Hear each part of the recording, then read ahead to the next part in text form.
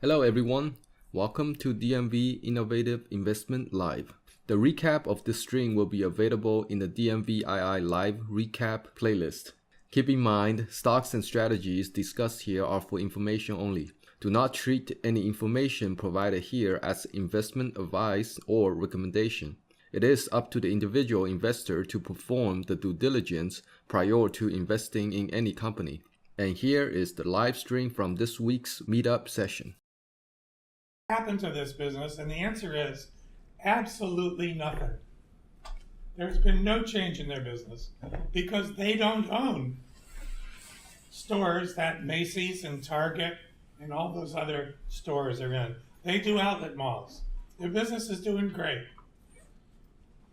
They're selling for 11 times FFO. They have a 5% yield. They're supposed to grow about 9% this year in terms of FFO. They have a ton of free cash. The debt of the company is reasonably low.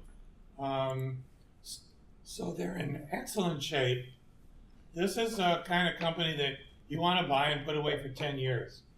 And I think at the end of even 5 years, there's going to be a lot of money made in this stock. So another thing that I like about this company is that it's small enough to be very volatile. It's not like Simon Properties, which is in many of the same businesses, but Simon's a much bigger. Simon is 10 times bigger and doesn't go up and down nearly as much. So if you can find a small stock that you believe in and buy it when it's down, you're going to make a lot more money in the long run compared to buying Simon Properties, which is kind of a more typical thing to buy, which is also down about, Simon's down about 10% and is also a reasonable buy. But Tangier is a great company.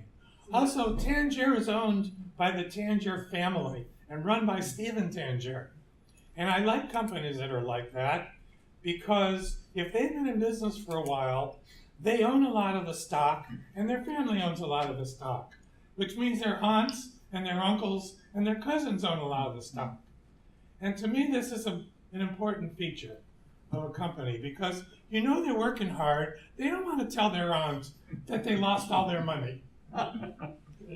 Literally, I think this is true. They have to be competent, so you can't bank on this only as a way to buy a stock. But I think for many companies, it's very important that it be run by management that you think is good and has an important reason for growing the company. And I think that's true of Tangier. So I like this company a lot. It's very cheap now, based on historical averages. Yeah, just a quick comment on that. Everything that you said, Nelson, is true. It's a very good company, wonderful management, cash flow. I know the company very well. Absolutely everything you said is true. However, the fact is that you go to any of their malls, outlet malls, traffic is much lower than what it used to be. You cannot absolutely, no matter how good things happen, no matter how much money you have in your pocket, how good your model is, if the number of people showing up at your location is declining, absolutely something different needs to be done. I would completely dispute that. I think for malls in general, what you said is true, particularly the large malls. I do not believe that that's true of SKT, but I do not know the numbers off the top of my head. All I know is that their FFO has been going up continuously and is scheduled to go up by 9% this year. That does not sound to me like a company that's having problems with mall traffic. There are two things. Company, their numbers, facts, cannot dispute it. Everything's wonderful. I don't know the numbers. All I say is number of people showing up at the outlet malls, especially Tangier, is on the decline. It means wonderful people, wonderful business, but if customers don't show up, if they don't buy things, then there's something different needs to be done. Just one single point on the malls. Malls have been in that situation for years, but many malls that I could name you, they are going through a transformation. Malls are no longer Sears, Macy's, Montgomery Ward. They are theaters, banquet halls, restaurants, places where you go to have conferences. And Mall, condos. and yeah, right. Right. And So that's how the things are big changing. malls Anyways, are. that was my comment, yeah. Right. That's how the big malls are reconfiguring themselves. Right. And this could be like a 5-year process for many of them. I own a company called CEL. I own a company called, what is PEI? Pennsylvania Real Estate. These are companies that have grade B malls, not very good malls. And they're in the process of reorganizing them and trying to get small stores in there that are not affected by by the Amazon effect. But the question is, do they have enough money to do it? And for some of the less financially stable companies, real estate companies, this is a hard thing to do. So I would say Pennsylvania real estate is much more of a speculation. SKT is not in that situation. They're a very stable, very well run, with a REIT with a lot of money. So they just don't have that problem. Nelson, why did this thing go from 42 down to 26? Because they've all gone down, but it's a small company, Yeah, so but it's gone down The more. reason That's why what I they was all went saying. down is the same reason this one went down. What's going to change? Oh, because I think eventually people will realize they're not going to go bankrupt, which is basically what that graph is saying.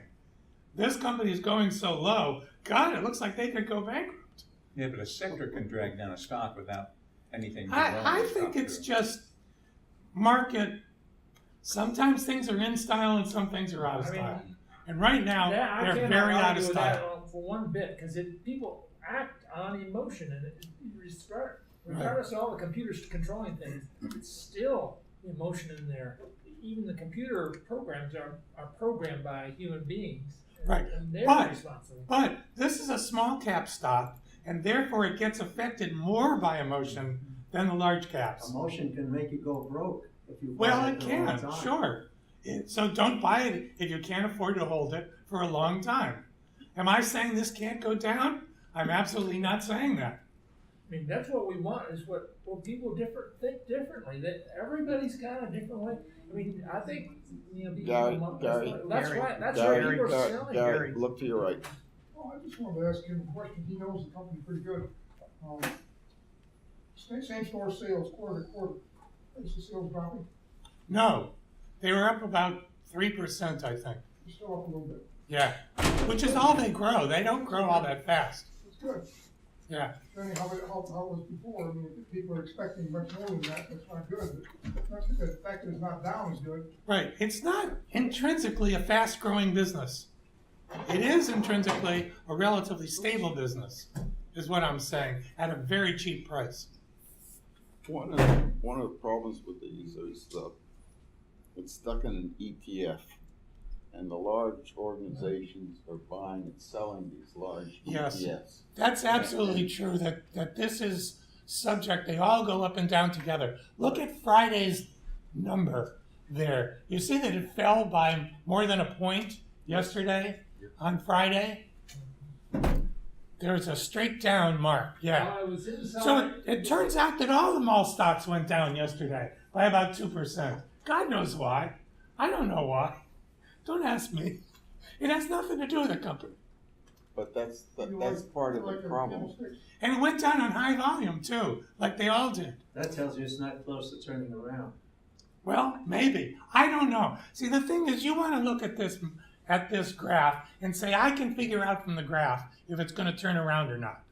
I don't believe I can do that. I don't understand how timing works in the market, and I've been doing this for 40 years. I just can't figure it out. So I've decided not to care.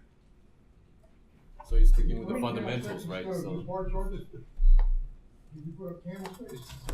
I don't know how. Yeah, probably.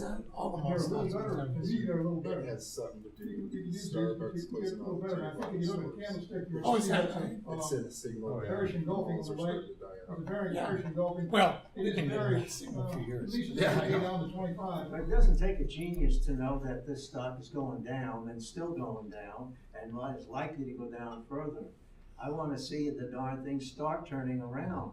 If before I get interested. that is definitely an opinion current in the marketplace. Yeah. A lot It's of also people just- But depends on you the see, that's a business. tactic.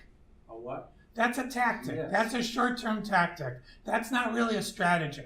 What I'm telling you I is don't a care what you strategy to call buy it. this stock. I'm not gonna I buy don't the know stock. when to buy it. That's why that's our different opinions. Yeah. That's people are thinking. Then why did? Yeah, I was By the going to say, way, it doesn't- excuse me, Yeah. this fellow behind me just said they all went down because Starbucks said that they were closing all of their Tiavana stores, whatever the hell that is. Signal Apparently they're little stores that sell Tea. not Tea. coffee, Stuff. but tea, but apparently it's, so they're all gonna be hit by this in the short run. And Starbucks. So yeah, I sells a do lot. particularly look at companies that has very good fundamentals. The business still sound. They have a lot of cash to weather through the They have a financial ton of crisis. cash. So even if the chart is saying it's going down, but if the overall business still sound, I would invest into it. So that's Right. just my personal approach. You got a lot of resistance sitting there too. You got Yeah. 4 minimums in a row. And we always have to remember that the stock overreacts, and we always have to remember that we buy low and sell high. So, I mean, seriously, because Hey, can we quote you on that one? I know it's very obvious. I don't buy low and sell high, I buy high and sell higher. Right. Not everybody follows that, but Anyway, I was gonna talk more, but I think I'm done. yeah, I mean, I think this does point out the different points of view, and that's why, you know, the only thing that's really wrong is for you to switch thinking. You say, oh, I'm gonna be a value investor, buy, and then I can't take it. I just can't take this, and then the chart looks bad, get me out. That's the buy. That's when you thought you could do it, and then you can't do it. And that's how many times people, I mean, you don't want to switch horses in midstream. That's what you don't want to do. You think it through, and you analyze. That's that's more opportunity for somebody to say, "Hey, Vince and everybody's selling, because the chart looks terrible." Yeah. And you would think, I really like this business, and over the long term, then it's a real market. But you got to know yourself. You got to know that you can handle this, because if you don't know who you are, the stock market is a very expensive place to find out. Okay, is that it for you? Done. Okay. Rick, you're next. One more little bit of anecdotal evidence, which admittedly about Tanger, which is admittedly somewhat out of date, but I guess it was 6 or 7 years ago.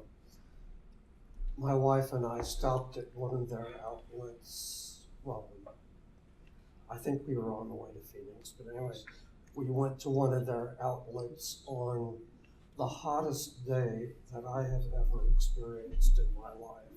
It was about this time of the year, one of those days when only mad dogs and Englishmen go out in the noonday sun. And the place was packed. I couldn't believe it. One thing I noticed, in which you didn't really emphasize, is that they tend to have high-end outlet stores,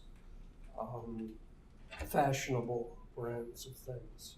So that may be one thing they have going for them. Okay,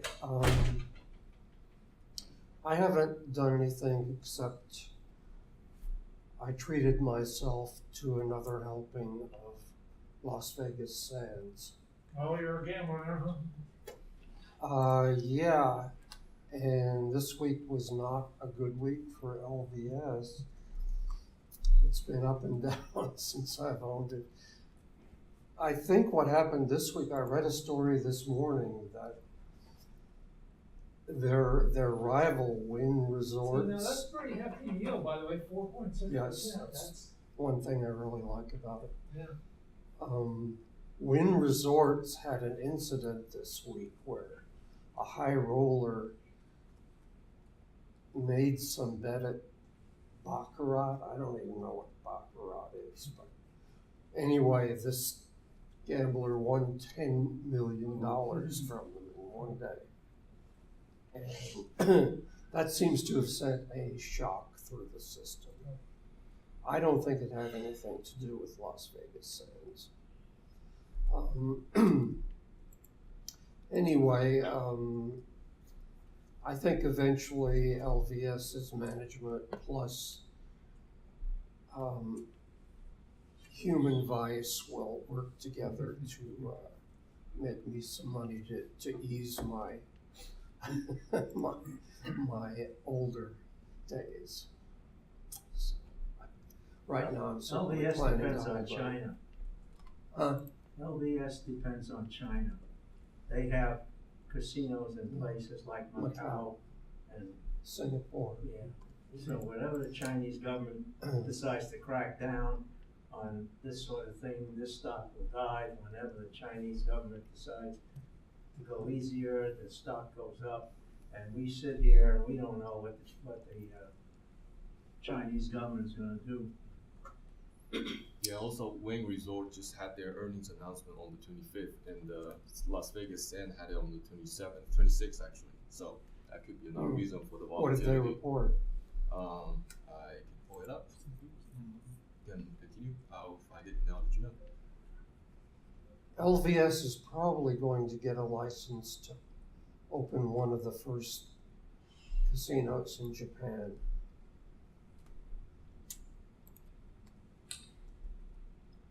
Okay, is that it for That's you? it for me, except he's looking up what they. Okay, Report. well, I mean, I think our time is critical, but maybe Wade can, Okay, go ahead. so I'll go with you, David?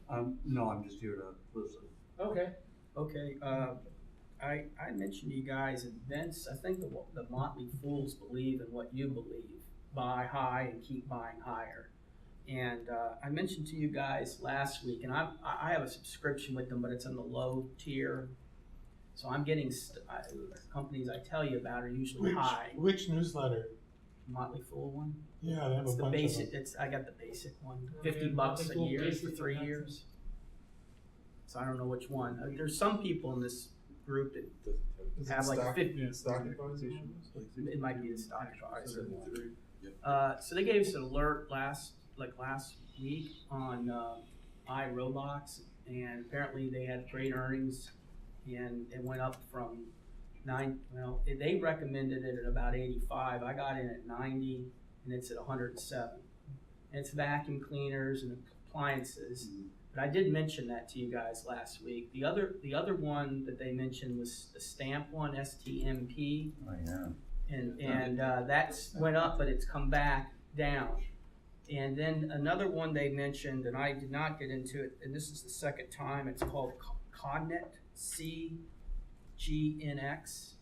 and that's around 90 something. You know, when I get these notices from them, I'll pass them on to the group. But again, because I'm not paying the $1,500 fee that others pay. But I'll tell you, if you have the money, it's worth it, because I know somebody that pays that and made $100,000 probably this year. So $1,500 and $100,000 a year, it's not bad, right? So anyway, those two you might want to look at. That Cognet one. I don't know if Gary wrote that up. Did you write that up, Cognet? CGNX. Is it 1X, John, or 2? 1X. CGNX? Yep. Now they recommended that at 30 something, and it's at 90, and I think I got the notice when it was at 30 something.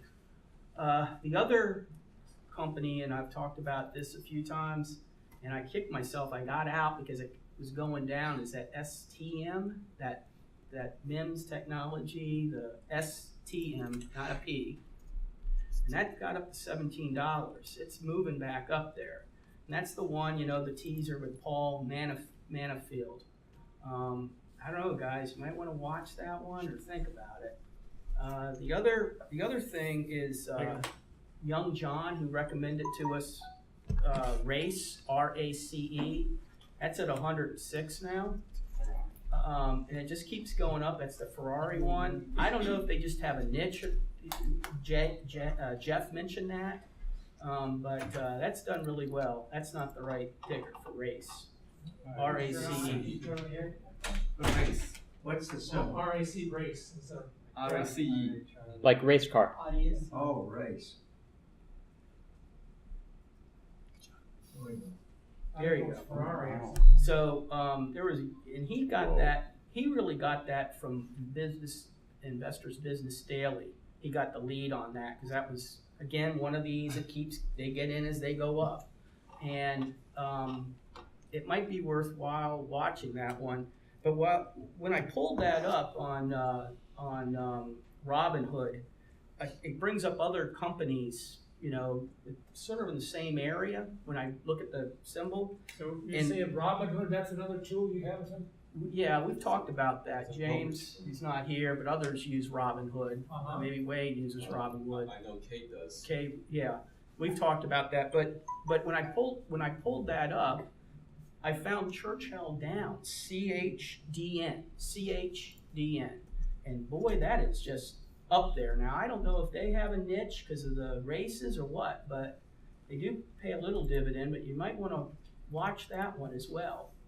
I think that's gambling resorts or something. Well, is it tied to the racehorses? Well, I think they handle gambling, a lot of, I think they do handle some horse racing, but it's a lot of gambling, But that's a bench chart. gaming activities, that's what they So- call it. And then finally, what Lewis mentioned about buying, or you mentioned, somebody else said, buying a good company when the sector's out of favor. My mom had an analysis she did, and she would get the IBD on Saturday, the weekend one, and it rates the sectors. So that's another method, is you get that maybe once a month, and you can see the sector, and maybe a sector that's out of favor, but you have a very good company in there. That's another method and analysis of maybe purchasing that. For long term. Yeah, that's an analysis. And if we had more time, I could give you 6 Louis Navalier small caps, but I think you don't have time. Yeah, there's a lot of folks in our time keeps on keeping on there, yeah. So it's a 0.73 earning per share versus the 0.59 for the estimate. This is for Las Vegas Ed. So they beat their earnings by a lot. Yep. I'd like to make a comment about Motley Fool just in general. I've subscribed to their newsletters off and on over many years. I have been consistently disappointed by the quality of the analysis in their newsletters, and there are many different ones. I don't know, maybe I haven't had a $1,500 newsletter. Maybe that's where the good stuff is.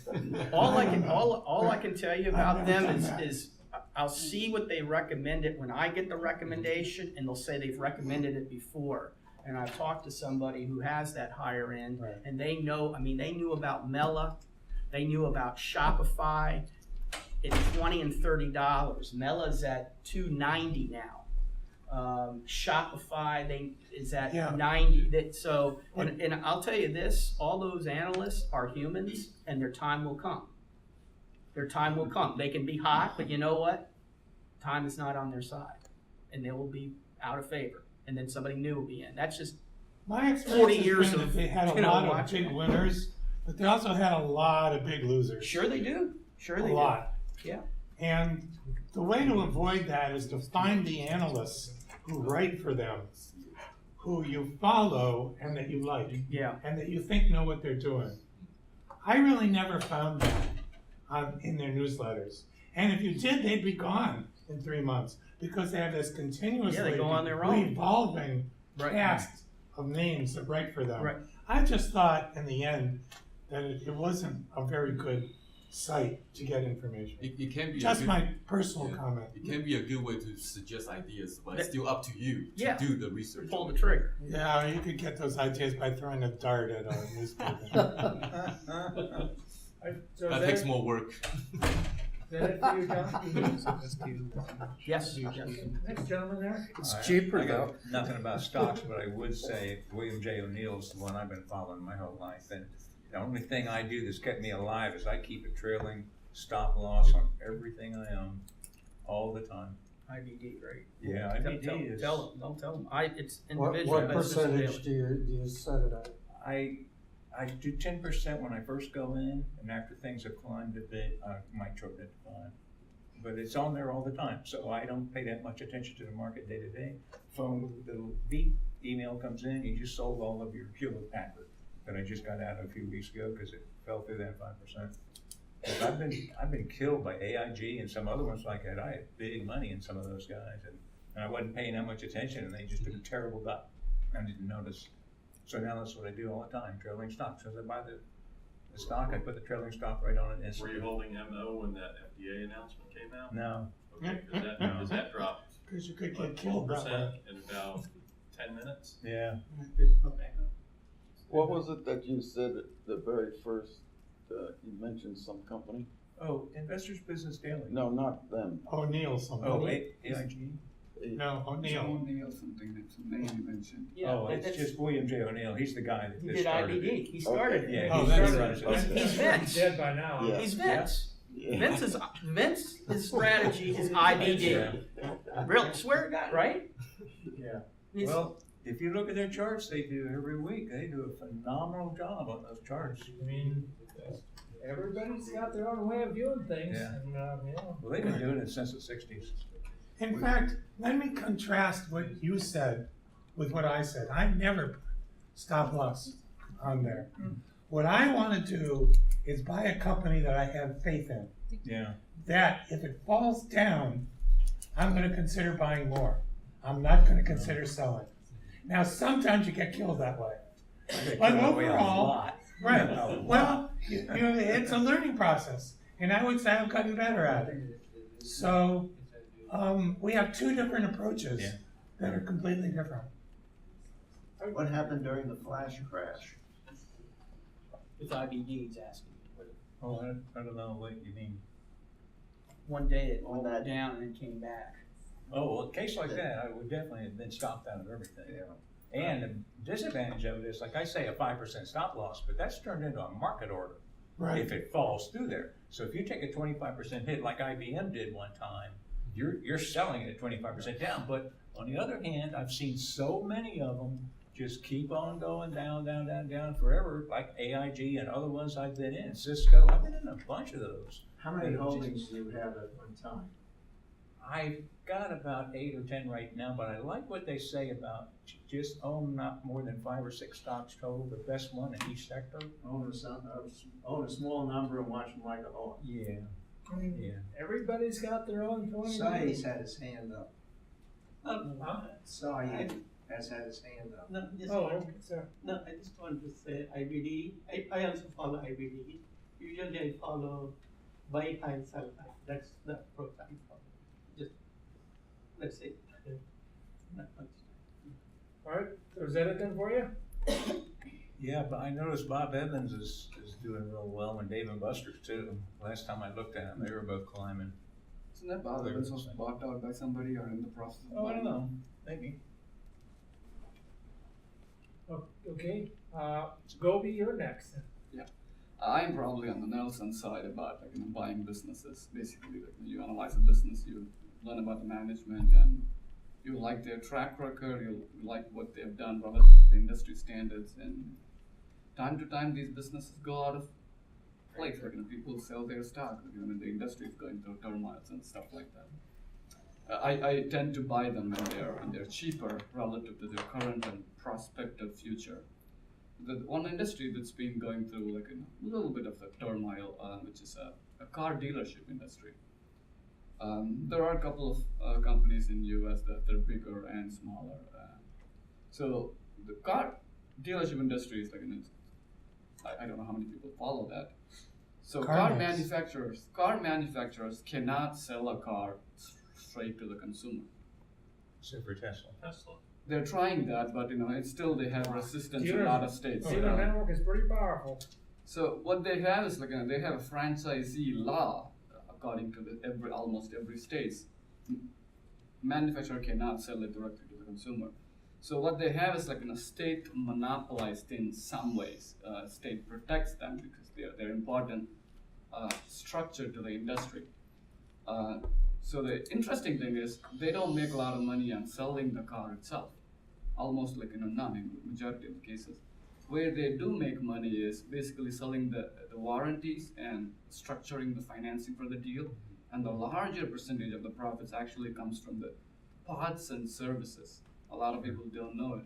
75% of their profit predominantly come from 25% of their sales, which is the sales and service. These used to be called the Gillette effect. Sell them the razor razor at blade cost, and then sell them razor blades at 100% markup. And that's why Tesla's such a threat to these guys, because you don't have any maintenance you do on those vehicles. True, at this point, yes, a lot of people don't even have Tesla. Lots of people speculate that that will be the case.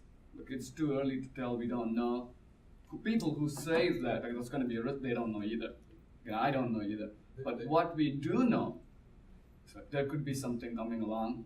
But these people, the vested interest, they have a lot of money in it, and they can change it over time if that becomes the case. We don't know. Tesla sells like 100,000 cars a year. Do you know how many cars GM sells in a year? GM sells like 18 million cars today. They have like a 200 billion in sales. Tesla has like, like a few hundred, not even few hundred million in sales. And it's ironic their market cap is bigger than GM. Well, that's what people are saying. They're gonna, it's like just like Amazon, they're gonna take over the whole car industry, which cannot be happening. Well, 400,000 people put down $1,000 deposit to buy that machine. $1,000 is easy. The only thing Amazing. It's a refundable I'll say deposit. about Tesla though, But you there's no risk. can't think of it as a car Car company. company. It's a It's technology. not. It's Yeah. a technology, Yeah. and 20 years from now, they won't even be involved, what we know with cars. That's how they got in and got going. And so Tesla is not a car company. True, but It's a let's not stepping stone. deviate the topic that It's I want It's to talk the about. stepping stone for their grand mission, which is space exploration. And batteries in your house with solar cells. Yeah. A lot of things. And boring. Don't forget the boring company. Yep. It's all for space exploration. You put all that in Mars, then you can colonize the outer space. Yeah, some of these dealerships actually they own their own real estate. And, they have a lot of assets which is not even shown on their balance sheet. So one company is like AutoNation. I don't know if you want to look at. Looking at the stock doesn't mean anything. Just like Nelson said, what you need to know is what's behind that stock. The stock means part ownership in the business. AutoZone or AutoNation. AutoNation, they are the largest auto dealership in the country. They own about 215 auto dealership. They have sales close to 20 billion. And the business is trading for $4 billion or so. And the guy who runs the business is Michael White, and he's been in this industry for 25 years. So what he has done is basically he makes profits every year. They use the profit to increase the number of dealership or buy back the stock that they have. So basically 10 years ago, if you owned, let's say, one stock, you would have owned, let's say, point some percentage of the company. Today, the number of stocks available in the company cut in half. So basically, you would own twice as much if you owned it 10 years ago without putting a dime of your money again. So what they do is basically, it's like a paying dividend. Instead of a paying dividend, they buy back the stock, which is a way of returning money back to the shareholder, which increases the existing investors' ownership in the company, which is a great way to deploy the capital if you know what you're doing. But that's just one idea. But if you're interested in those kind of things, that's one of the industry. It's going through a turmoil, but it's much more resilient than people think. There are a couple of them that I'm learning about the intricacies of the business itself in US as well as in UK. But giving out the name is not going to be useful to anybody, but you can find out. What happened between February and April? So a lot of people think auto market cycle has hit a peak. If you go back 2007, they said that it was something like 14 to 16 million car was the peak at that time. In 2008, 2009 came along, car volume went down to something like 12 million. And then from then, the cycle moves up. It usually does. The cyclical industry, people buy it when they have the money, when they feel good about themselves to buy a new car. So now the cycle has turned. It came all the way to 18 million, actually higher than the 2007 top. So people are speculating that, or it could be true, speculating that this could be the top and the bottom it's going to go down from all the way. Is it what? So which is true. I always think of this company, and I've seen their lots once, and it's just hundreds and hundreds of cars inventory. Mm-hmm. Now, what's gonna happen when the economy slows down and people are not buying the cars? People have to buy cars because they need to get to work. So what I happens? think this is a very steady business. Let me answer that. So usually the car cycle, like sales versus the inventory, when the cycle turns, basically they don't buy as much car, consumer as well as the business too. So they don't have to carry too much inventory. So the times are lean, actually the inventory goes down. Some people will buy it, but not as many as you hoped before. So they will sell the car that they have. They don't put in new orders from them, so that the inventory goes down. They don't have to keep million cars at their lot just because the time is good. The times are bad, they drag down the size of the inventory. That's how they manage the fleet. Right. But people don't stop repairing their cars. You keep your car for longer, you get more repairs. To give you an which is idea- where they make their money. To give you an idea, So this is not necessarily bad for them. 2016 is the first year average number of cars on the road, average years of the cars on the road is like 13 years, which is the highest ever. Which means we're all driving like older and older car, which some cases they're durable than they used to be. But the cycle would come out, people would end up buying, what's the piece of junk? Instead of repairing, you can go get a new car. Or you can go get a used car, because a lot of these dealerships, they sell both used and new. Or you go to services, which dealerships own service. So they're much more resilient than people think. I'm not trying to paint a rosy picture.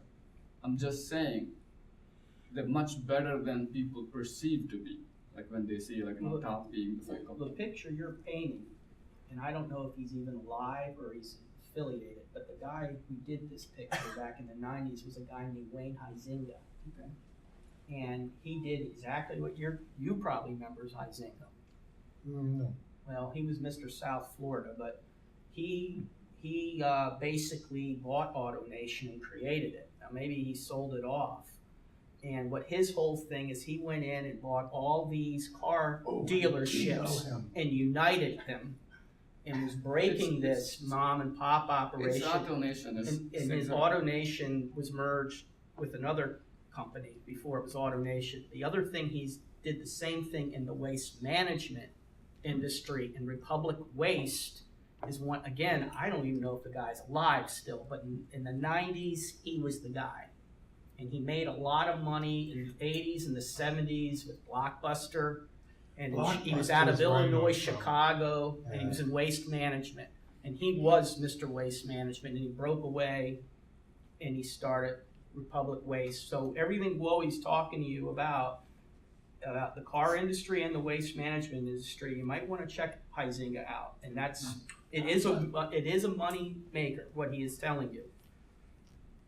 Well, yeah, I'm not promoting anything. I'm just giving you my the thoughts. Concept, your concept. And this man, Huizinga, did this in the 90s. I mean, some of you guys remember Blockbuster, and he made a hell of a lot, and he sold it. He got out of it. Please rewind. If we talk about where we are in the car cycle, though, we're at the top and beginning to come down. Probably not a good time to buy these stocks at the moment. That's true. This is something to stay on your radar, but they probably haven't come close to bottoming yet. We don't know when you bottom. You think 17 million cars at bottom, 16 million cars at bottom, 15 million. We don't know anything about the future. Yeah, the market psychology will be in advance of that. But the prices of the stocks will dictate that also.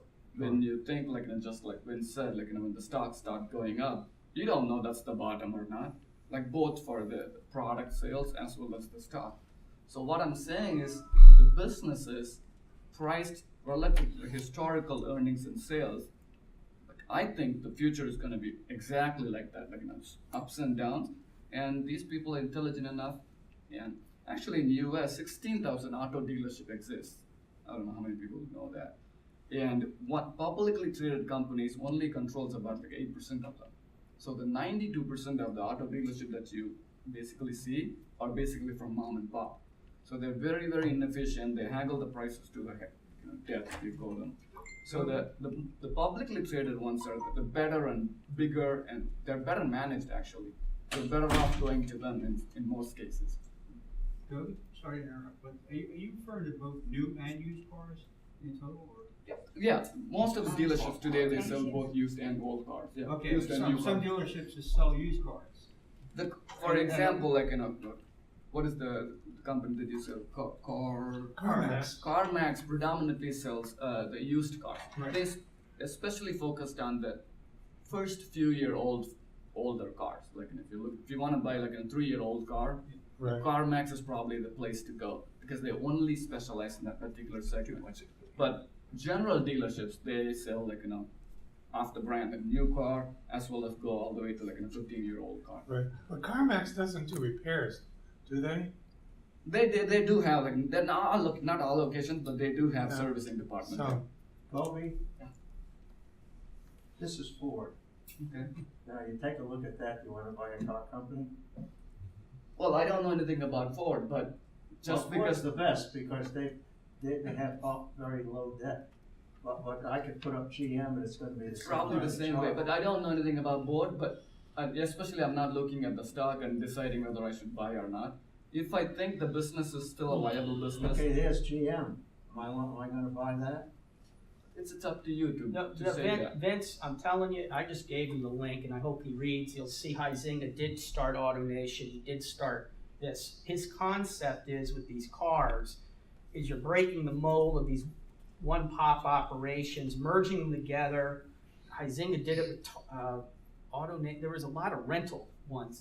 This is 25 years ago. My point is, I, as an investor, am looking to make money. But So his why concept. do I wanna buy a company whose stock does this? But he's not talking about Ford. He's talking about I'm a not different talking about concept. Ford. I'm not talking about GM. I'm talking about an industry. If you're interested, there are certain advantages. You can learn about it. You can participate in it. And that these I'm not guys are saying good you at what should they go out do. and I'm buy gonna it. participate in an industry where the analysts think earnings are going to increase. I am the analyst in my case, so Very I. good. Yeah, I- that, very good. like we said earlier, there's a value kind of orientation and there's the growth kind of orientation. These are two different approaches. So you should put Tesla's chart up. Yeah. TSLA. People do think differently. That's perfectly fine. I'm not trying to say my idea is the best idea. I'm not trying to say Yeah. go out and buy that. Chances wanna are know you what both you making think. money. I'm just There you go. I'm just giving you a framework. If you're interested, you can go further down on that. And just to let you guys know that last night Tesla did have their live coverage for delivery of their first 20 Model 3s, and then they're planning to roll out more.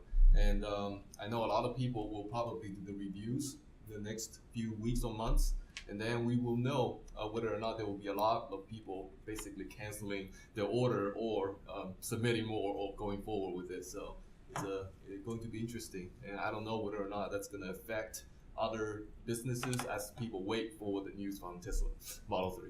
Why would you think some people would cancel? If there's some major issues with the Model 3, the first 20, I think they rolled out last night, live coverage. And then there can also be the features, right? If the base model don't have the features they want, you have to pay additional bucks to bring it up to $70,000 to get the full package. Then it might be a turnoff for a lot of people. So, yeah, remains to be seen. That's it. Thank you. That's it for you? Okay, Don, you're next. Nothing this week. Okay. Yeah, Well, I'm still next learning. you. Thank you.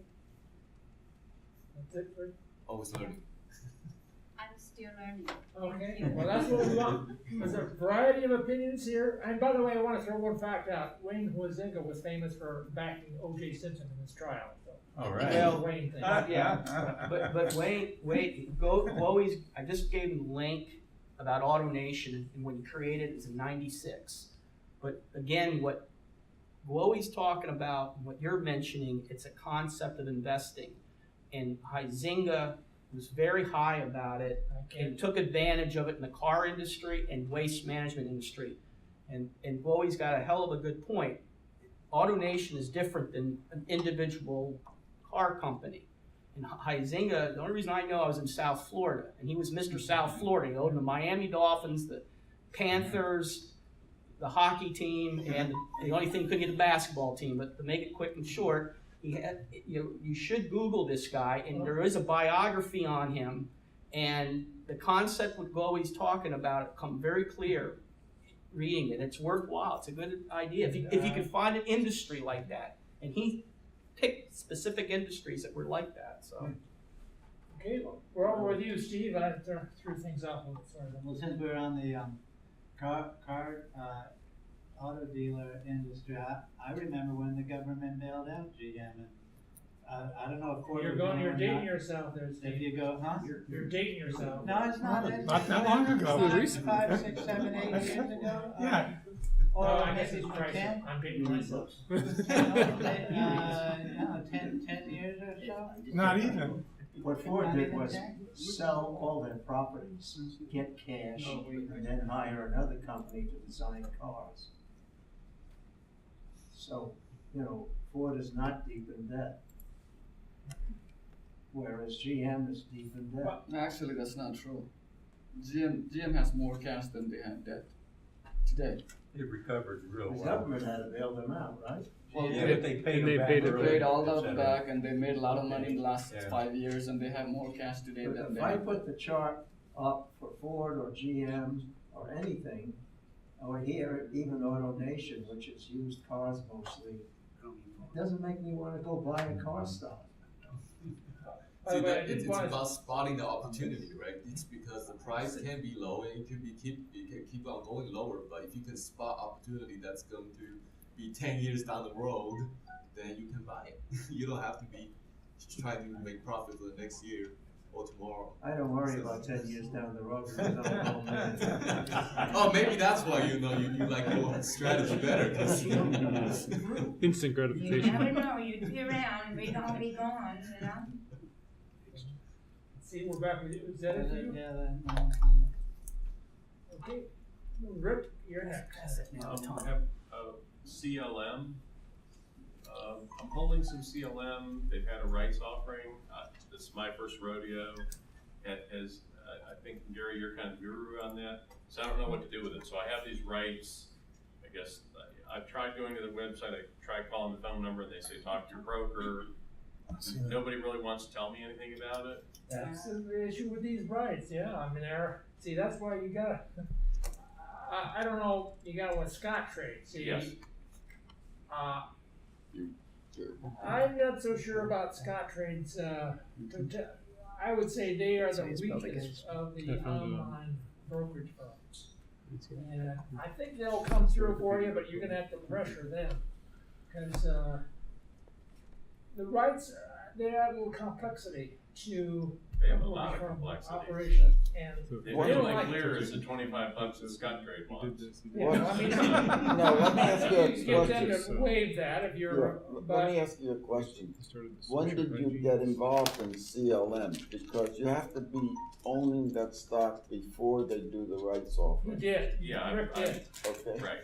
Did you see the rights offering appear in your brokerage Yes, statement? yeah, that's how it came up. I'm like, what's this thing? Okay, that gives you until August sometime Yes. to do something, and now you can buy additional ones at 1.04% of the net asset. Well, it's 107%. 107% of net asset Why would value. you want to pay high? Why would Yeah, you see, want to pay that's almost what I was 100? thinking, why? Well, the market is selling today is like less than 100. Why Well, would you right want to pay now more? it's up, what is it? Around 113% premium. Yeah. So you're. Oh, they're selling at a premium right now. And they normally sell at a premium. Right. But what you may also want to do is, as I was talking with Gary there, is wait until they have exercised the options or the rights, because they're going to turn around and dump the stock later. So, because that'll get them going. I mean, it's a complex playing field, and that's why a lot of people view this differently and all that. And so that's why knowing yourself because I'm sure there's going to be a lot of activity on the rights there. If the premium is 113 and I can get it for 107, then it's a 6% bargain, and I should just go ahead and do it. Yeah. Right. Yeah. Except if that's where your hang up is. So you got to get a fee for that. If you only do it a small amount, well, then that's cost prohibitive if you just do a small amount. And then they The also advantage is having a huge. No, they Because you also can say pretty much get unlimited amount. you can subscribe to more if you want. Yes, that's your key on these. and the cornerstones, that was really foggy. I mean, I think more and more people are getting the idea of this, so that's making it more So then complex. is it a good idea to oversubscribe? Right. Okay, so yes, buy it, and yes, oversubscribe. Because now that you own the rights, you have I the own the option rights. to choose. Now you can do it or not do it. Well, if you don't do it, wait and see. Well, maybe you'll get a lot, just from the open market. If people so many people oversubscribing, and they want to get rid of it, they want to get their cash back. That might be an opportunity there. The only thing is, it's about all you can say is a poor time to buy it now. Yeah, that until you you can don't. say it's not good to buy I it. already have it. I'm not talking about buying. Right. Now that's now you have the option to do. Correct. That's what you got. You got an option. Can you sell those rights? You can't sell them. You can only decide to take it or not take it. That's all you can do. But there is a value to that right? Like a 6% discount. If there is a stock, Only if you can own be- them. Only if you own them. They're not transferable. They're not transferable. No. Right. See, Which is all true in these have stocks. no If tricky you business. there's a company that you own, they distribute rights to you, but that can be tradable. But in this case, it's not tradable. Yeah, some days some companies do issue tradable rights, but they've stopped doing that a lot. In the old days, they used to do a lot of it, like with AT&T and a few other companies. Yeah, that's sneaky because when it becomes non-tradable, like if you're not exercising, you're losing that optionality, right? What happens is you can own, let's say, one share, to exaggerate this, and then you buy one share. I'm sorry, what was the 100 of them? And then you buy you subscribe to oversubscribe the rights. So you can say thousands if you wish, depending on what you want. No, I have done that with certain stocks, which the rights are tradable because I don't want to participate in it, but I want to get the value out of that. I can give it to you, and you can subscribe it to you. Well, that would be good because when they give you rights, you're valuing your percentage of ownership with it. So if I do nothing with the rights, they expire worthless. Yeah, you lose it. And it's a no-brainer to exercise them. Yes. Not necessarily. Not necessarily. No. Because you need to believe in why they are raising it, and is that raising at that price is actually a good interest for you. Management always gets the benefit. Like they raise money, they charge more. One of the other factors to consider is a big percentage of the yield is return of capital. And they have to sustain their business by doing this periodically to bring back more money into the Ponzi scheme. About the only sure thing in this situation is the price right now is too high. The CLM price is right now because there's going to be a lot of sell shares. what I currently own to capture the higher price and then use the rights to buy it back You can cheaper? do that. That's an option for you to do that. Yes, that certainly is quite Okay, possible. that seems too obvious. It seems too obvious, but it's a lot of Too good to be true. really. I mean, it's obvious, but people don't do it like because there are wrinkles on that. There's a wrinkle is people are shorting that. They might be vulnerable if they shorted that and they promised people the rights that were non-transferable. They can't get out of that obligation. Well, They owe people. I could sell my shares and use the money to buy it back cheaper with the rights. Yeah, I mean, You can do that. actually, I definitely would recommend that you sell your shares now. Okay. And then have the cash to choose at the time, or either exercise or buy cheaper yet, because it could be cheaper. You don't know for that for sure, but you do have the right to get more. I mean, that's where you're covered. Right now, they're overpriced, 13% premium. That doesn't make any sense. But I can make it like a little more complex. The NAV could be higher or lower. I mean, it's So really, they say like the 1% of the NAV, right? At that time the subscription actually happens, NAV could be lower or higher than today. So it could make your And like an it analysis doesn't a happen little- until sometime in August, so play your cards. and on these things, the dates are crucial. You got to know when is this, because a different day can be completely different pricing. Just because the rights have expired and your optionality is gone. And then like the stock reacts very powerfully. So if I sell the stock, they can't take the rights away from me? No, you have the right. Okay. No, you own that, you owned it at the time. So that, but you know, the shares you got now, you know, they're overpriced because you've got the right to They're get overpriced, more then I'll sell. at the, when it's at 107, Best thing is and when it's easy. 13 now, well, it's overpriced. Well, what you do, yeah, if you wanna get out completely, it depends on your tax situation. You know, Yeah. taxes are complex. I mean, it's a lot of dynamics on here. You know, there's If you sell all the stock, then how would you exercise your rights? What rights do you have if you don't own anything? As of that date, he owned it. When the date that they announced, he owned it then. So he automatically qualifies for that So right. even if he doesn't have any position at all, Yeah. he still gets the benefit of it. Just like, you know, you own the house today. They actually put it in your statement. Yes. Yeah, that right. You have a position in these rights, and I they guess it's don't like having a expire call option or until. something, right? Yes, Or yes. after stock Just goes like ex-dividend. Yeah, just like a dividend, I guess, they could pay it if you owned it at the time of the year. Exactly. But even if you don't have it, they still give you the, okay. I mean, Yeah, interesting. It's essentially quite- what you got is an option. That's Okay. what you, I mean, whatever those What are. I've got is a call option, sort of. Yeah. Okay, well, it'll just Yeah. stay with rights. Yeah. But I have an asset, it's mine, they can't take it back. But I mean, the shares themselves are overpriced. I mean, you can see they're overpriced. And they are. So you need to do the obvious. Yeah, that's Do you understand? how many times you run into that when you're investing, right? But I mean, Then- just the very fact that people don't understand it is why it's there, because people Why they don't come to stock understand. talk. Yeah, And I'm very suspicious of But we gotta move on. Is that it? I spend a lot of time doing this. Yes. All right, Michael, you're Two next. quick ones, one Rick already talked about, MO, if you can put down. Yesterday, $8 some, I guess, calculates to be 12% in a few minutes. Ooh. I just happened to be sitting there. Me too.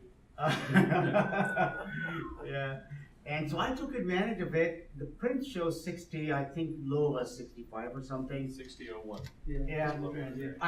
Yeah, times the sales I couldn't find, but anyways, around 65 or so. I bought few more than 66, did a little day trading, and still have some. Just to be consistent with the theme for the day, you buying the business, never mind the chart. Business, number of smokers, the management of the company, long-term return, dividends, nothing has changed. FDA simply made a statement, and that killed the stock. Whatever little bit I have left after day trading the other day, during that downfall, which made enough money for the whole week for me, my hope is that it goes back to its rational price, which is $74. So I'm keeping a few shares in a hope that goes back to just it was day before, 74 something, before this fall. So anyways, that's MO. Otherwise, many of you I'm sure know it. Nothing has changed except for one single statement from FDA. And the overall impact of that is relatively, in my own opinion, minor. Whether you change the nicotine level of the cigarettes to this, to that, smokers are gonna smoke. And, so anyways, that's MO. This is a good reason why you should consider stop loss orders. Because you don't know what you're gonna get out. Yeah. Yeah, in but this you may case- not have been able to get out on a stop loss order. On something like that, there may be no market. till it hits 60. Because there's gonna be someone like Michael coming in at 62. This one is the MO. This is. Somebody that's not creates a the- market. Yes. Okay, I know. Yeah, just like how I you know what guys you're talking against about. each other. Okay. Yeah, I think Right. He can create a market for you. Yep. So the company is still making money, Right. has positive cash flow, Yep. paying their dividends, Yeah. regardless of what the FDA says. What did the FDA say? They said the nicotine levels need to go down to A below the non-addictive- addiction level. To a non-addictive level that nobody knows what that is. That would kill their business. That's what they said, and I'm saying, how stupid it sounds. So just make it smoke and Okay. burn your lungs. Quickly, so second, More okay. So that's what I did yesterday, enough day trading to let's say make up, the loss or gain for the whole week. Anyways, next one, CWT.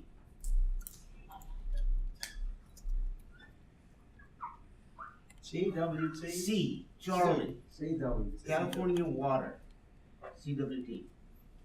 just a consistent performer. CWG. Right. And I've been in and out of it a little bit. I've always held some shares. Just a very solid utility company in California. If you expand that over the period of time a little bit, you will see they're consistent performers. Yeah, pretty low dividend though, Yeah. 1.8%. The way I do it, the way I've held on to this is what somebody suggested here, and many of you I know use this strategy. There's always an opportunity to trade that a little bit. So the trading opportunity that I find in this every now and then helps to increase the yield.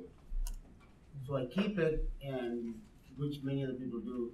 A little bit of an option, a little bit of trading. Overall gain is pretty decent. Anyway, that's it. Okay. Next gentleman over there in the corner. Yeah, I've come to listen, and maybe from listening to you all, I'll come up with a technique of how to get into the market. So I'm just here to listen and learn. Okay, I mean, that's what we want. We want a variety of people so they can think or whatever, which is great. I mean, thanks for coming. All right, Sai, you're next. Last week Facebook announced the results, so stock out of the name. This is a long-term position, so I'll keep it again. And Amazon also announced the results, that also I'm keeping it. That's it. Well, Okay, looks good. no change, no change in the theme. So There's a man after my own heart. Yeah, I mean, that's a Vince chart. You're right. You got the Vince chart. Yes. Yeah. So I'm waiting for Apple results. There's a big red volume bar down there on the bottom. Yeah, that's their earnings announcement. They I didn't meet think their that won't come expectations. So is that everything for you, Sai? Yeah, that's it. Yeah, I just wanted to make a comment on Amazon, those who are having Amazon stock. So don't look at the earnings. Usually earnings doesn't I don't look. reflect the company's business, that's all. I don't wanna know. Okay. So you're gonna keep it? Yeah, I'm going to keep, these are all my long-term positions, but to whoever listening, Amazon is always like this. Stock during the earnings, it misses earnings. Basically, the business is like that. So just wanted to make a comment. Okay. And the next gentleman over there. My name is Steve. This is my first time, so I was a little late. So what's the protocol? You just want my 2 cents, or? Yeah, well, I mean, Anything you wanna say? Yeah, we've just adopted the idea of what you invested in the last week, or what you're planning to do the next week, or whatever. That sort of idea of what you've done and what you're planning to do, or you're just coming here to listen, or Right. Or you need to have pod if it's related to investing, but you don't want to get because time is limited. That's the only problem. So. Okay. I've traded many of stocks. I'm more into options now, which is of course stocks, but and then I've been doing a lot of hedging too. So is there going to be a correction in the market? You better believe it, but no one knows exactly when. But are you prepared for it? No. Okay. Next question. What do you think is the way to prepare for it? Yeah. Well, there's plenty of methods to use, but and options gives you a lot of more variety of things to do. Like, for instance, I have a couple puts on the S&P that go pretty far out, and they're pretty cheap, but they're going to be, it's kind of like insurance because it protects my portfolio in the sense that if we have that huge correction, I will get a lot from just that option itself, the put. Now, as far as, I'll be real quick here, as far as, I don't want to step on anyone's toes, but don't worry about that. People are as far as the car industry goes, I would stay kind of away from that for right now because in the next couple months there's going to be a lot of defaults on car loans because they've been giving out car loans like they used to give out house loans. I don't think it'll affect the economy as bad as the housing market did, but it's gonna, maybe it's the thing that kind of creates a little bit of a correction in the market, maybe. But I would just stay away from the car market right now. On the other hand, I own Ally, and Ally is in that business of giving loans, and their default rate in their latest quarter went down, not up. Now, I'm saying it'll start in August, okay? Well, August, September. that's the results for the second quarter.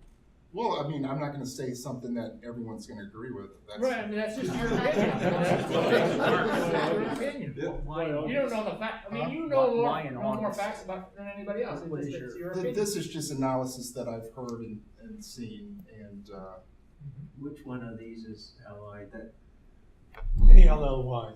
ALLY?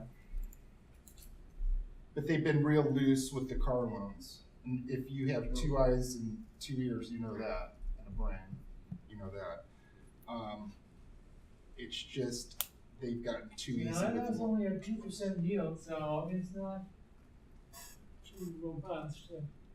And it'll start, this is what I've heard, okay, it'll start in August. Whether it goes, it's dramatic in August, I don't know.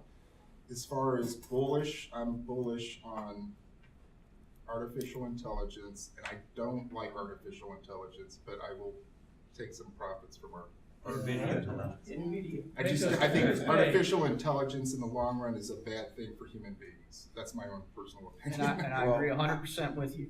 How are you explaining this artificial intelligence? Well, I go for companies that are leaders in that arena. I have done NVIDIA and done pretty well with NVIDIA. They're pretty expensive right now, but I would still get NVIDIA for the long run, okay, because they are way up there on the artificial intelligence. And so is Apple, actually, and so is a lot of your big tech companies. Yeah, Google. Yeah, Google, for sure. There was one other thing I was going to say. I guess I can't. What is it you think, you might, later? Just a quick comment since we're talking about the cars and stuff. These are, let's say what Ruby said, could be the mega trend. But Rick Edelman talked about something this morning and about the car industry, and I thought it fits right in here. His overall feeling is, and it consistent with my own, is that more and more people are looking at cars as they do with their smartphones. For example, you don't want to buy a 2-year-old smartphone not because it's old and used, it's just because it doesn't have the features that new one does. People are over and above the basic need to have a car. People are looking at safety things, how many cameras, and breaking this and breaking that, and some companies, Volvo, Subaru, many other companies, Mercedes, they're adding features like crazy to these things, where every year, just like a smartphone, there's something you cannot do without.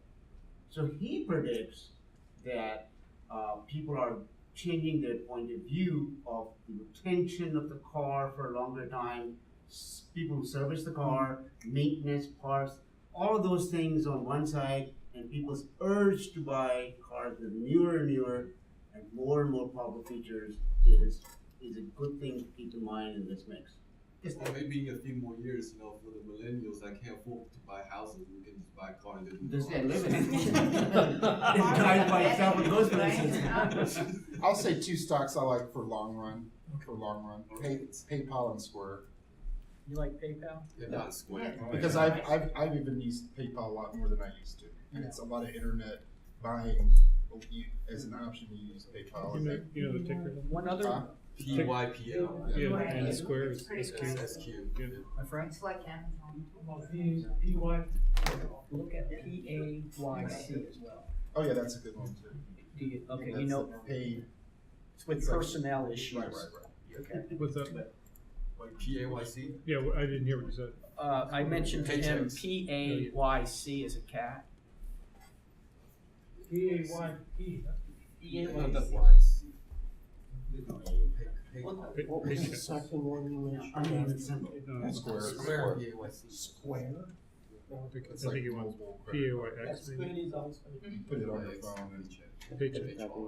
Yeah, paychecks.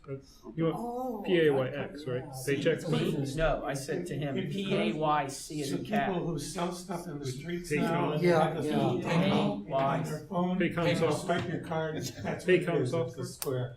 All right, and you had one more or something? Or? No, that's it. Okay. Next gentleman there? So this week I didn't do anything, so I passed. Okay. I guess we're that gentleman here is it? Who, me? Yeah.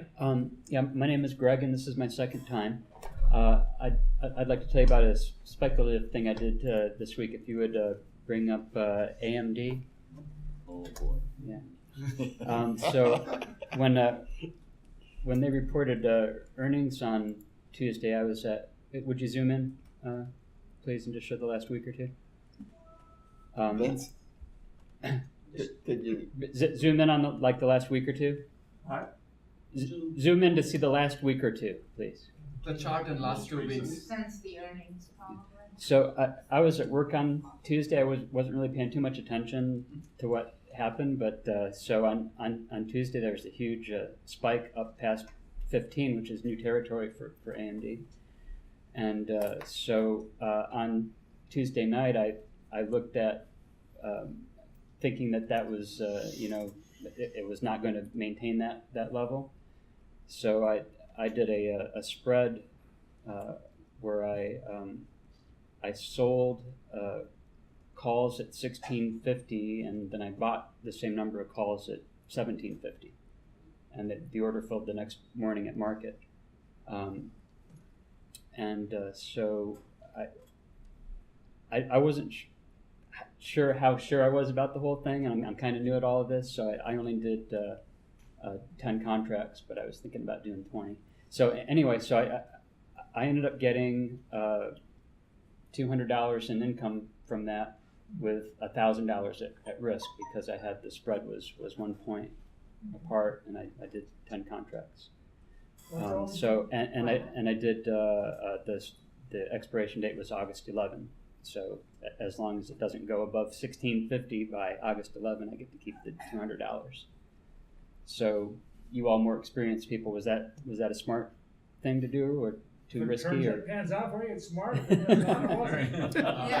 would not recommend doing the market order because because once you open up, you can actually be paying for Yes, spread. particularly for options. Prices are crazy sometimes in the options market. The one you purchase can be worth a lot more than the one you sell. So by creating that strategy, you're going in at a loss. I definitely agree with him. Don't ever use a market order on options. I think maybe I didn't. I think I put it in as a credit limit, actually, because I'm not allowed to put in a market order when it's closed anyway. So that's what I did. I'm sorry, I forgot. Okay, So I put it in as a market limit order. Yeah, I mean that's. I must say that. I mean, it was makes a lot more a sense. credit The market limit. orders Yeah. Are on those are just, especially a calendar or I guess would that be a vertical? It's a vertical spread. Yeah. And that would be pretty much guaranteed to be a mistake. To do market orders for both. Okay, that's good. The reason I like that, and the reason being, they came out with the earnings, and there's not going to be a real surprise for the next couple of weeks. Well, and the earnings weren't that much of a surprise either, so I didn't see any reason for the stock to shoot up as much as it could. And if you look at what it did during the day, it was on an upward trend at the end of the day. Too. It was because Lisa made this forecast that they will have significant more revenue from the Ryzen chips and their Vega. That's gonna bring more revenue. So it's all based on speculation. And it's not until later. Yeah, you won't find the actual data until the next first quarter of 2018. Okay, is that it then for you? That's all. Just 1 second. Just ask yourself, what is the risk that you're assuming? What is going to be your return? Your return is very clear. You said that $200, right? So what is the risk? The risk was $1,000. But you're going to lose it. Because do you the think spread. that's attractive for you? That's the question you should ask yourself. Whether you're thinking about something about risk and return. Okay, I'm risking $1,000 to go zero, potentially to make $200 if everything is gone your way. Yeah. Yeah, the other way to look at that is you have to do that 5 times to break even. So if you have to go do that around once, 5 times successfully, right, to break even. If any one of those 5 times that you do it, so just making money on that once is not a good indication that you're actually making money. Actually, Just that you got lucky. It's a bad Sure, deal yeah. if you get the money, $200, because you're likely to do it again at a bigger scale. Because you convince yourself that you're right. Mhm. You get confident, and then you're gonna buy 20 options later at a higher price. Yeah, and you're never gonna be able to come That's back. why he said it's speculation. Right. Yeah, no, Just to explore that. the way you talked about it, I think was good, actually. Yeah, I think it was good. And I thought it was far enough out of the money that it wasn't very likely that it was going to have another huge up day like that Right. again. But I could have been wrong. I mean, everybody's got their own opinion. That's right. Okay, so that's it for you, Greg? Yes. Next gentleman there. I'll pass this week. I didn't do much, and I'm in a mostly cash position at the moment because of all the earnings stuff. And Shereen, you want to get to you?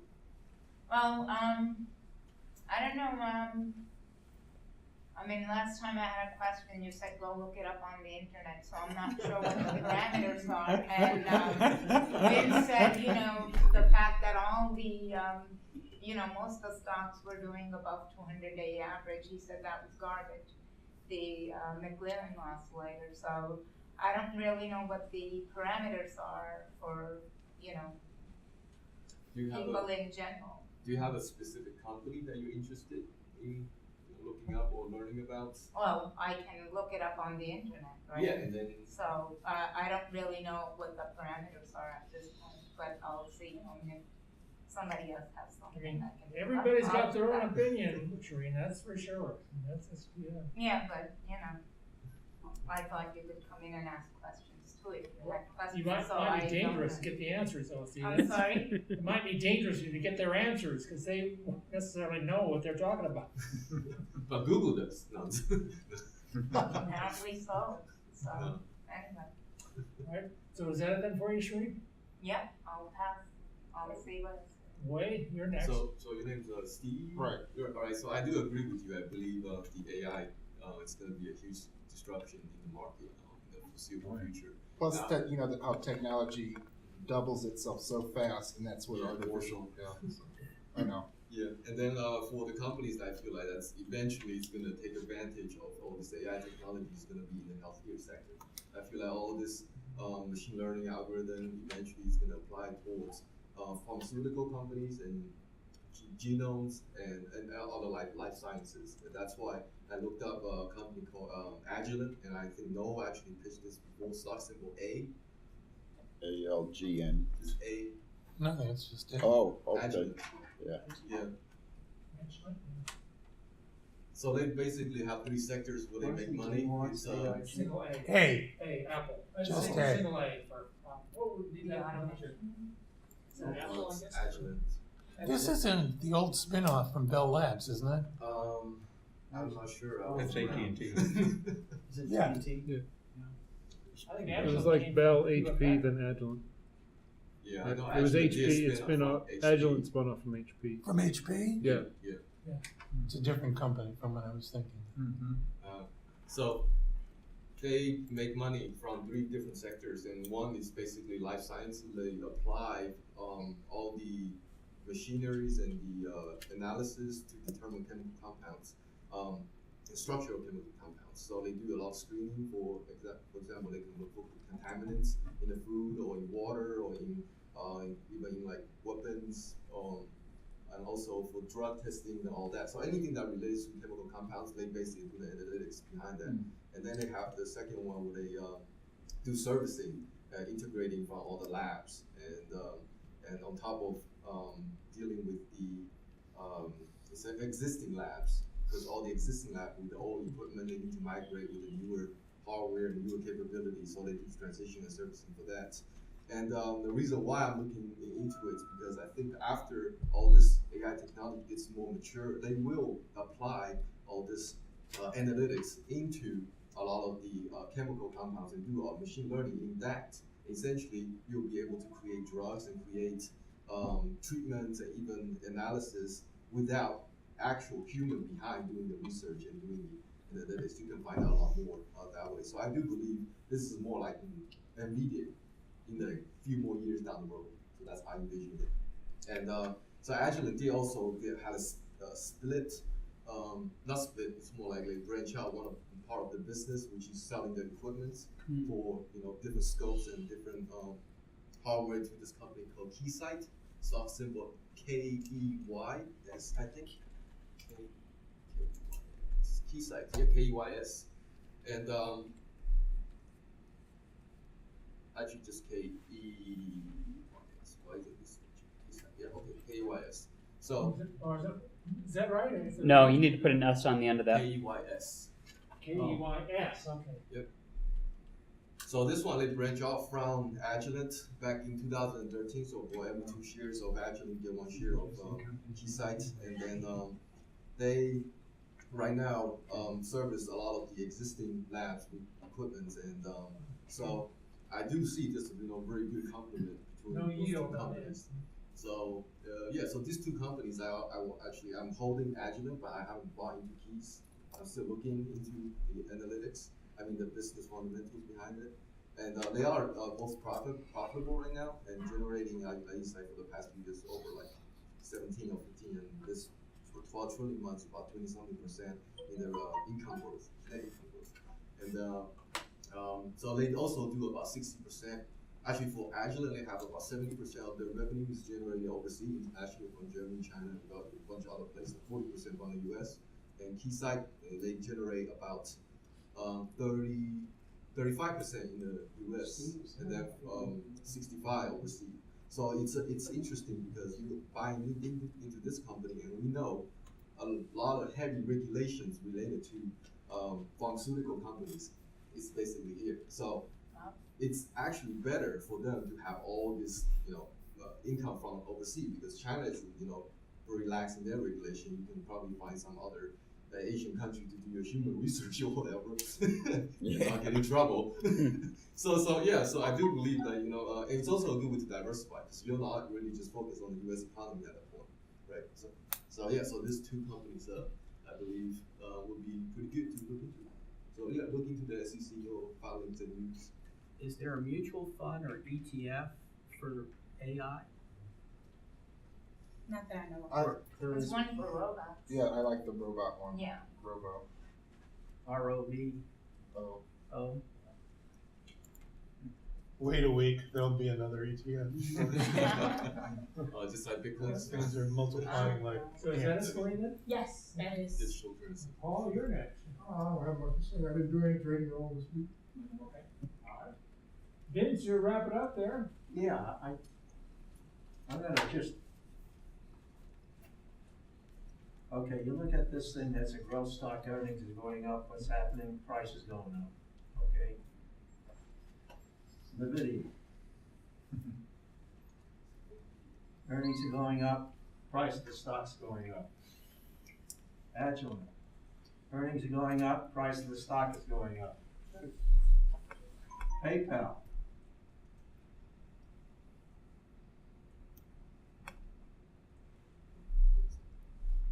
Same story. Netflix. Same story. The earnings going up for Netflix. Amazon. Is there a button in here someplace? Same story. So why do you want to buy a stock that's going down, and then you might wait forever for the earnings to come back up, for the stock to go back up, when you can buy a stock that's going up? You can buy it in a dip, or you can buy it when it consolidates in a narrow range and then breaks out. You could buy it in a dip or coming out of a dip. But if it's in an uptrend and all the analysts are saying that the earnings are going to go up, that's what makes the stock go up. So why fool around with stocks that are going down or stocks that are just doing like this? It doesn't make sense. And IBD will show you every one of those every week. End of story. It's as simple as all that. Yeah. If you're buying a stock that's going down, you can wait for years. It's called a value play. Just because the stock is going down doesn't mean that's poor. Just because the stock is going up doesn't mean that's a great thing. No, but we're in this to make money. You We're don't not wanna- in this to be philosophers. Yeah, we are in it to make money by finding a good deal, right? So You never want the trend going down and buying down. That's not good. Oh, okay, that's all I got But to say. I do think if you know your charts, when things are starting to level out and it's at a good price, that's a good play too. And if you want to buy on an uptrend, that's always great too. But like you said, buy on a dip. Vince, Or if you just think it's going to grow like crazy, which a lot of companies do. Vince, what was the first one you mentioned? The NVIDIA. No. NVIDIA. No. Was it CGNX? Yeah, that's just something that somebody here mentioned it, right? NVIDIA, I think that was NVIDIA. And then NVIDIA was the next one. Now, it might be too late to buy these things now. Well, that first But, one there, that you know, continent, but- Motley Fools will tell you to jump in at that. That's the one I told you. At $90, they're telling you to jump in. I'm just saying NVIDIA is completely artificial intelligence. So many things it is doing compared to all other chip companies. So earnings, everything, everything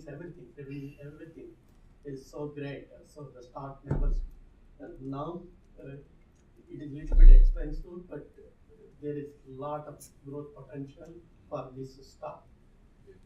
And here's another thing about here's another thing about valuing a company just based off what the company is actually doing in the business, other than looking at a chart, is that when you analyze a business, you don't have to worry about it every day in and day out what the chart is doing at that moment, right? You just have to evaluate it every quarter or something when the actual earnings comes out, and then you do based on the actual data with a variance is basically zero what's happening.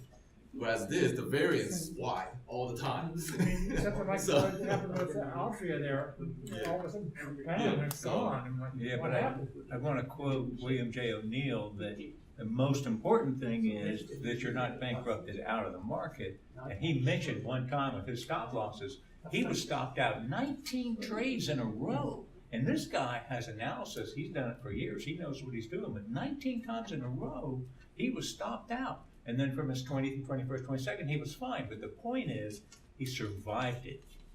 Because any one of those 19 could have bankrupted him. But he was automatically out, and he turned away, and he looked again at what looks good, and just kept at it. And that's his most important rule: is don't get bankrupted out by following, waiting, hoping something's going to come back. It's just automatically out. I would say even more important than that is that you don't switch your philosophy in the, because you had 19 in a row. Well, then it's a loser. Right. I mean, I'm tired of it. And the 20th one pays off. It worried him. He thought about it because he just thought maybe I can't do this anymore. But he hung in. And that's you're switching horses in the midstream. You know yourself.